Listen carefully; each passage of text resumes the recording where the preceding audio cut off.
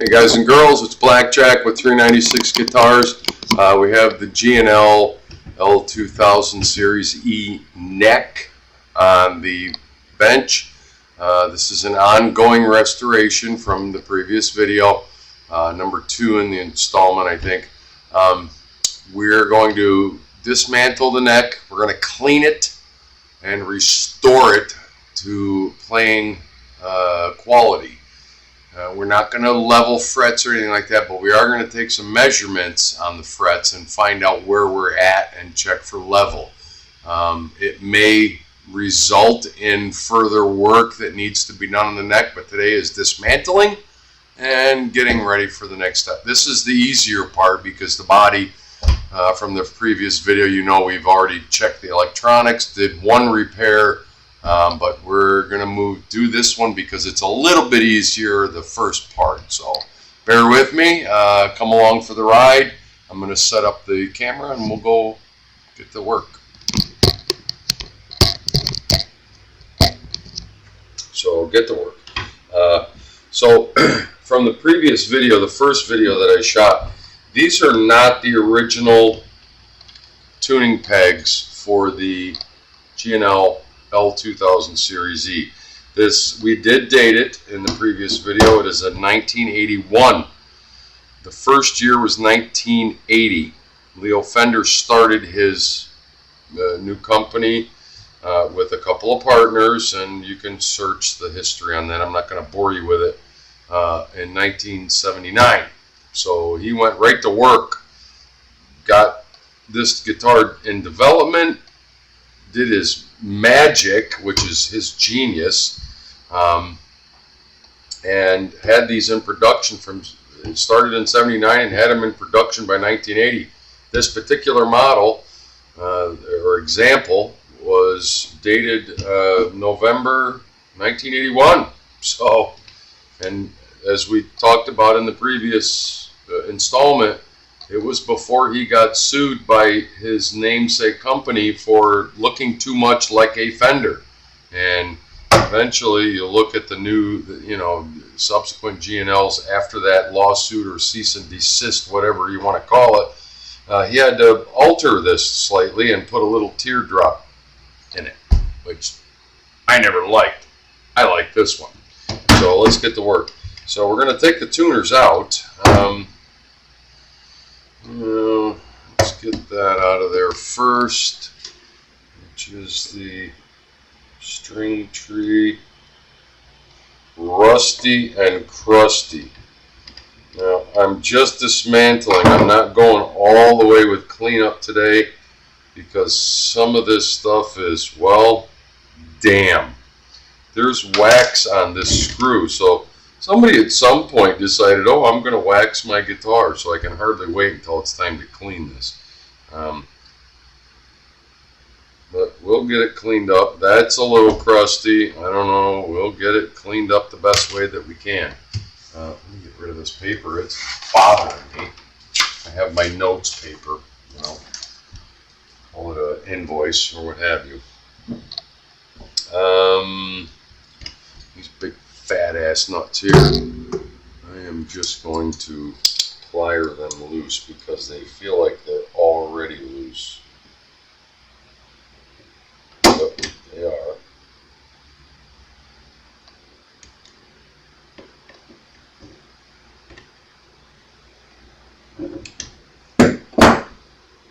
Well, first I got 4 decades of crud in them, or who knows when these tuners were actually put in.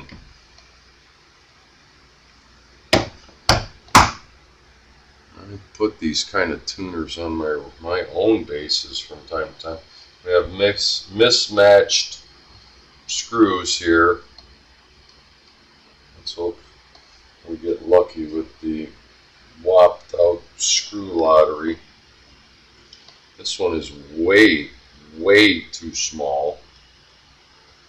Little tiny guy. Yeah, they just don't want to come out of there.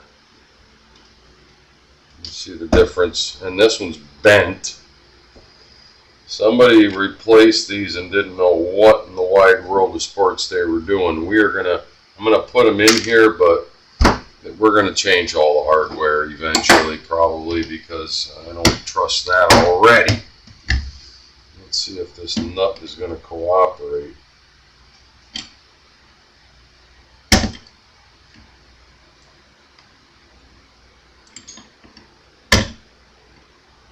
Usually once you get them broke loose, they should just come out. And I can see that the whole bushing is turning, and that's not what you want. That means there's decades of gook down in there.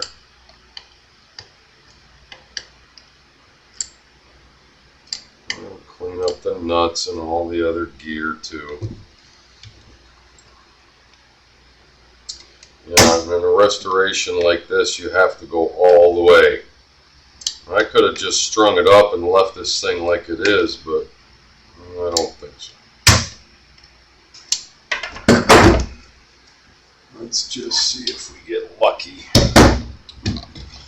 What size do you think that would be?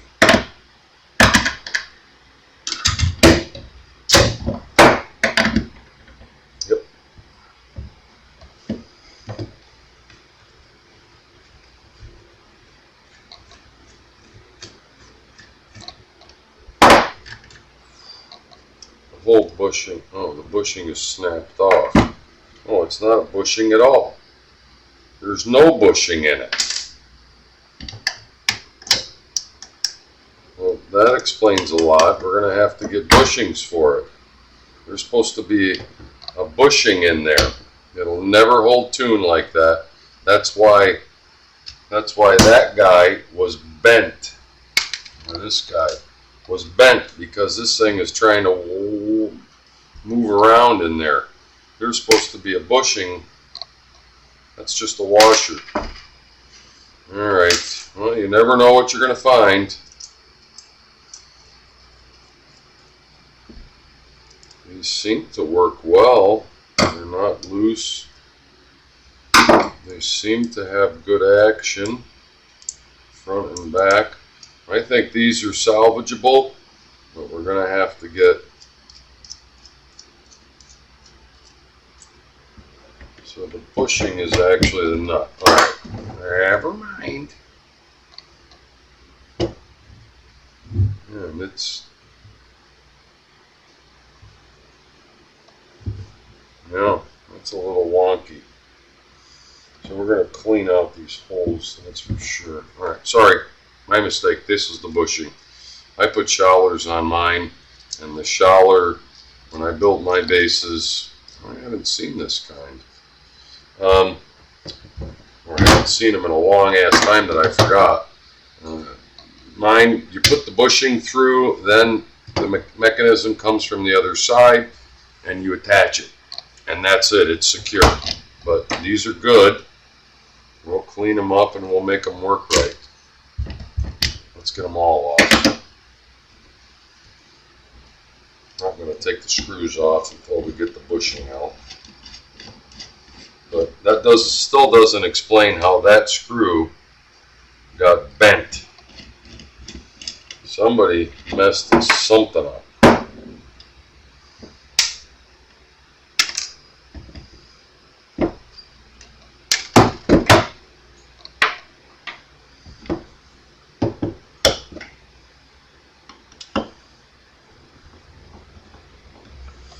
Okay, so I'm going to save a little video time. That's fine. And get the rest of this dismantled, and we can go to town, start and clean this thing. Because after that, there really isn't anything else. We're going to clean the fretboard, we're going to clean the wood, we're going to clean this headstock, and we're going to go to town on it. Stand by. Okay, we are back. You will notice I have a regular size screw in there, and there's my heartache. That one snapped right off, and it appears that somebody put some glue down in there to hold that, which is not the right way to fix a screw that's in wood that's not catching. Yeah, there's a different repair. So you can see my little circle on there. See the little circle? That hole right there that holds that tuning head in there, that machine head, has got a broken off. It's got a broken off screw in it. So that little portion of the screw is stuck down in that hole. Now, why anyone, these are the holes that these tuners had. These are the holes from the original tuners, which would have been the ones that came with the guitar. Why anybody would have changed these, who knows? The guitar's 42 years old, so somebody got in there and got boogering around, and I found 3 different size screws, the wrong tuners.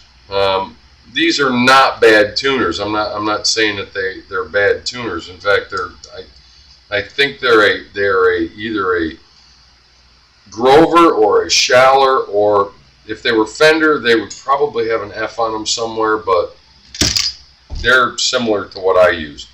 Somebody buggered this up, and this is going to take some work to fix. In other words, I'm going to have to drill that hole out, get around the outside of it without damaging, because it's close to the bore hole for the tuning machine, and get that stud out of there. Then I'm going to have to fill the hole with wood again and go from there. You never know what you're going to run into when you're working on these old guitars. I put a circle around it. I'm not going to do that repair right at this moment because right now I just want to clean it up. I want to get the headstock back to however good it can possibly look. You can hear the grunge and dirt that's on there. This looks like an old tire tread, so I know a lot of gook is going to come off of here. I'm going to clean this up, and we're going to be back in a few moments. What we're going to do is we're going to show a little bit of this to see where it'll come back, and a lot of this, because this is going to take some grunge and cleaning, and I'm going to have to put on an apron. Because I know this is going to make one hell of a mess. Stand by. Okay, so the first thing I want to try, and you know, my favorite product of choice. This is it is a type of compound, but it's very, very slight. Put a little bit. I actually have more than I need on there. It's got some abrasiveness to it, but it's very, very light. In fact, I used this with my restoration project on the Epiphone 12-string Riviera from the early 60s. What you do, just to see what it'll do, it'll pick up a lot of this gook and get it off of there right away. And bring us back to the finish that we know is under there. I mean, clearly you can see that already. And that's all it takes is a little bit of elbow grease if you have something good to work with underneath it. So I'm pleased with that. I know that, you know, we can continue to clean this headstock relatively quickly. That's why I'm doing this part first, because I know this is probably going to be the easy part. All barring broken screw heads. You put it on and then you wipe it right off. Now this isn't how I'm going to finish this, but this is a restoration to make it playable. But you can already see there's a sheen coming back on there. This is not going to be like that Epiphone. This guitar had been ridden hard and put up wet. Look, I mean, that's decades of just cook. But we're going to get it down to clean and playable and functional and make it a real instrument again. And that's what our goal is. We're not going, look, if I was going to do a full restoration, I'd have to sand this all down. And most of this crap, there's dents and dings in this guitar, this neck, forget about the guitar body, that are never going to come out. I like that body checking. I've said it over and over and over again. I'm okay with that. It shows character. This guitar has been used. It has made music many, many, many years. Recently, it has been neglected. But we're going to de-neglect it. We're going to clean it up and give it a little bit of love. Yeah, it'll never look brand new again, ever. No, I'm not. That's not what we're after, and that is not what the customer wants. Okay? What we're trying to do is bring it back to whatever condition it can be, the best that it can possibly be. All right? Nobody's going to spend $3,000 taking this guitar apart and refretting it and sanding down the rosewood and getting this perfect, and then you have to go source all the decals, and that's not this kind of restoration. This restoration is the best kind of restoration, where we're cleaning it up and getting years and decades of crap off of it to make it play again and make music again. And some of that is just good old-fashioned elbow grease.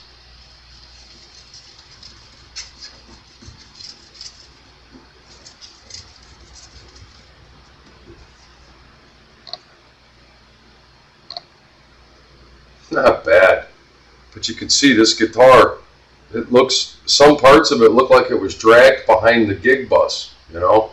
And all the guys were up on the tour bus and having a good old time, and this thing was chained to the back bumper and dragged along to the next gig, and it kept performing and performing and performing. Who knows what the real story behind this guitar is? Sometimes I would like to know. I'm going to pause real quick to save some video time. I'm going to get after the sides here. I'm going to get after the back. Then we're going to do the back of the neck. I'll come back when it's time to scrub out this. And then we're going to take some measurements on the frets and really check for level and things like that. My guess is these frets are going to need to be leveled if they're salvageable. Stand by. There is still some good looking wood under there. It's lived a hard life. Looks like they couldn't remember how not to bang it onto the roof of something. There's a lot of checking up here. Of course, the back end, never really gets hit that much. The front end, I don't know, somebody got after here with a tool, and there's all kinds of checking around that hole right there. Can't fix that. Same thing right there. I mean, somebody really somebody who didn't know how to work on guitars was trying to pry on something.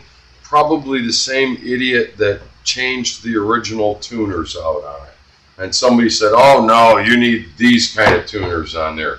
Trust me when I tell you that whatever tuners this guitar came with, the tuning machines, they were perfect. Leo Fender invented them. Okay, so that's nice and clean. We're going to do the back side here. This one I'm going to use a little bit better cloth because it's a little more abrasive. And again, same thing. We're just putting some on there, and we're going to do a little bit at a time.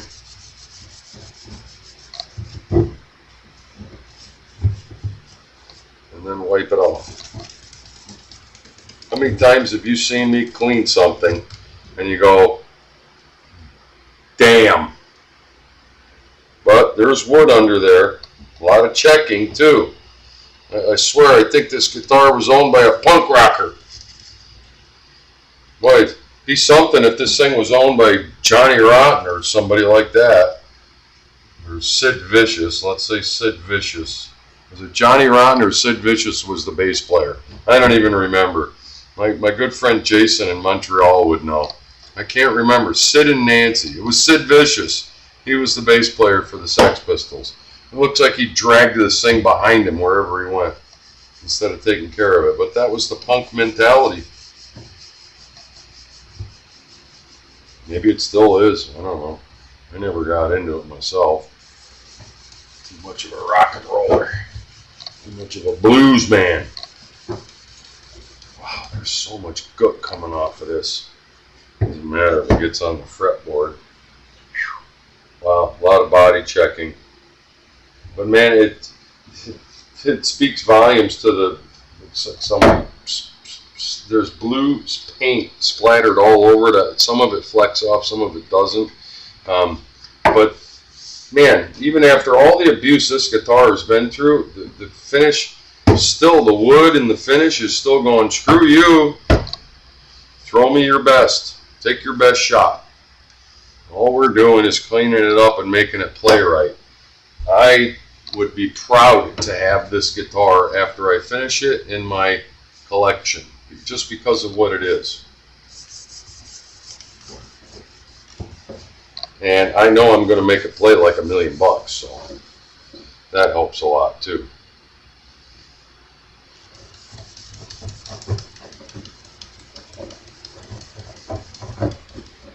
Wow! Goopiness. That's just cleaning the thing off, getting rid of the stuff.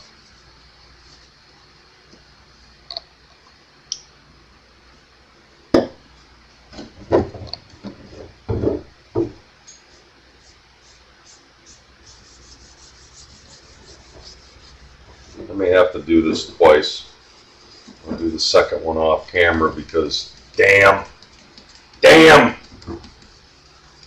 it is just a mess.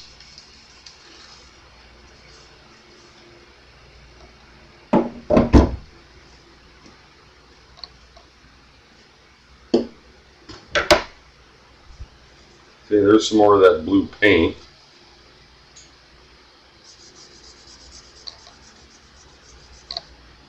There's some wax stuck there. I don't know. Somebody, at some point in its life decided, oh, let's wax this poor girl. Yeah, there's some blue paint right there. This is the side. Where are we here? That's the side that faces you. Somebody splattered something right there.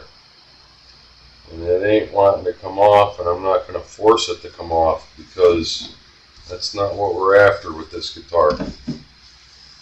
So, body checking aside, it's clean and it's smooth. I took years of gook off of it. You can see it there and how many different rags that I used. I'm going to put you on pause real quick while I get ready to do the fretboard. Okay, we're back. We cleaned up the headstock. We cleaned up everything back here. So barring checking and what have you, this thing is as clean as it can possibly be, and that's what we need it to be to move on to the next stage. I'm going to show you cleaning up the fretboard, and we're going to take some measurements. I see that there's a repair here. We're going to have to deep dive into that and make sure that it's stable. And then we're going to, after we scrub and clean the fretboard, we're going to measure the frets and check for level. Don't forget, we got a little bit of a heartache there, but that is going to be easily fixed. Just take some time and some effort and some know-how and some experience.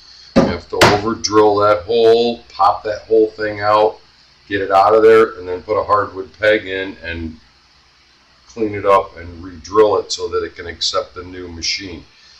You can't put just one screw. So we'll get to that. So you've seen this a million times.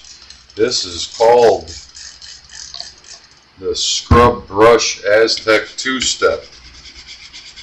And it makes a mess. And I know this poor fretboard has got more gook on it than any guitar I've had in here and recently in the shop.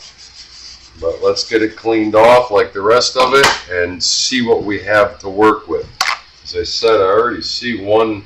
There's a big chip out here where somebody must have stuck it back in there. But I gotta get a closer look at that. Oh, this thing is dry. Oh, wait until you see what comes off of here. And this is not going to be dye that's coming off of this. This is a real, oh my God. That is one, I've never seen one that bad. Ever. Ever. This could be the first 4 scrub cleaning that we do. I'm going to brush it a second time, then go clean my brush because damn. And then we're going to do it again a couple of times. Wow. That's just unbelievable. And that is not dye coming off of there. That is a neglected rosewood fretboard that has never, probably ever, been cleaned and treated. And I'm guessing, talk about wiping your butt. I'm getting, and there's some more blue paint specked on here. Somebody had this hanging in the garage while they were doing some goony goo goo shit with some kind of blue paint. I gotta try to get that off of there.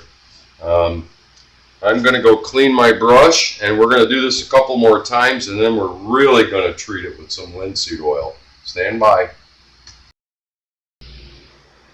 So some of you have seen me clean fretboards like this before, and I will pause and go and clean my brush, because after a while, when you get one that's this bad, you have to go clean the brush because all you're doing is putting that same dirt back in there. I'm going to do it another time, maybe even 2, until it doesn't look horrible.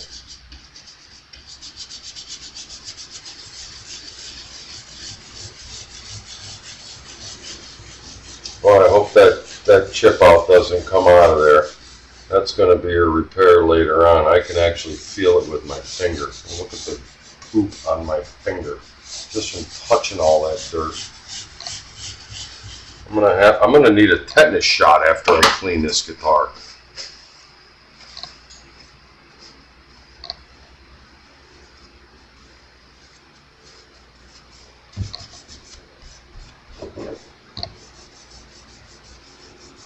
I might have to get a razor blade and pull this blue paint off of here. Damn! Damn! Look at that! That's horrible! I should have done this first because I already cleaned the backside. Wow. I may have to put some linseed oil on this and then come back again and clean it after, before I get done with this guitar. Wow, this poor girl is just starving for some lube. Oh, I know, a million comments now. Insert your jokes here. She needs some love. Well, seems like we're down to, I don't know, one more time. I'm going to do it one more time. That's just it. Some of that might actually be deteriorated stain on there, but I don't know.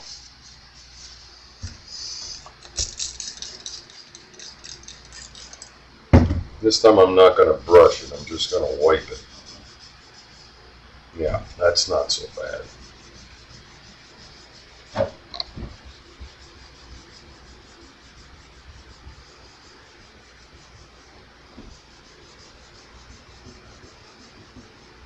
Not as bad.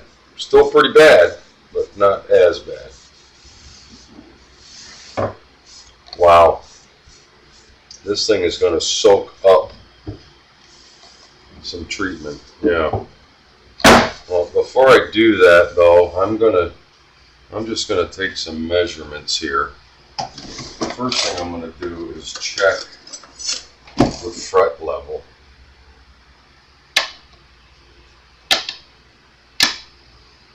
And I would be a little bit there, that fret right there.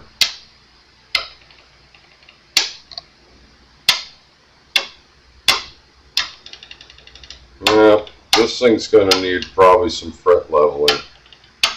I'm not going to do that until I get done with everything, because I don't 100% trust this method. You'll see guys tell you, oh, if it rocks at all, you're going to have buzzing, you're going to have a dead fret. Well, that's baloney, because I've had some rocking frets on guitars that I've built, and I never get any fret buzz or a dead fret. There's some that are showing that are high, and that would not surprise me. But again, we have to finish what we're doing before we get too far along in this. This is not so much a budget build, but it's to make this guitar playable. And if I get this whole thing together and I'm getting some dead frets, then I'm going to say, I warned you, we're going to need to level the frets. And we'll do a fret leveling job on it. But in lieu of that, we're going to put some linseed oil on this thing, because damn.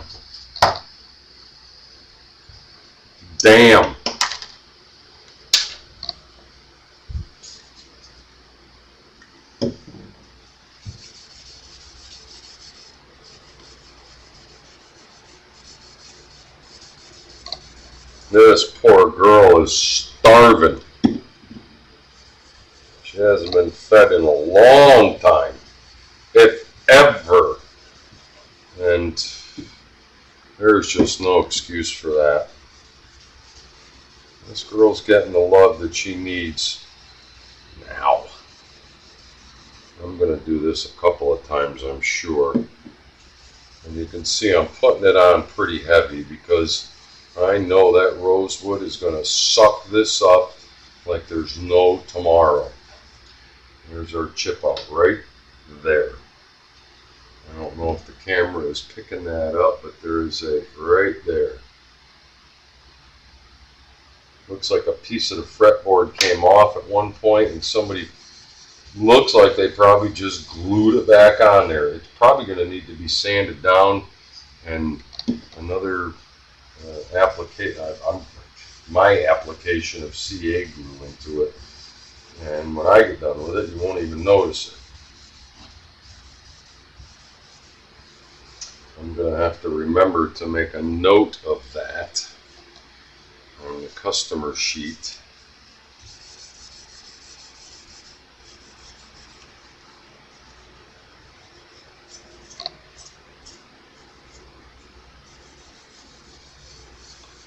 Because that's going to be another repair. Yeah, I can see a gap there, and I can't leave that. In good faith to a good customer, leave that there and ignore that after everything we're going through on this guitar. That's going to need some attention. Not a lot, but some. Some attention. Right there.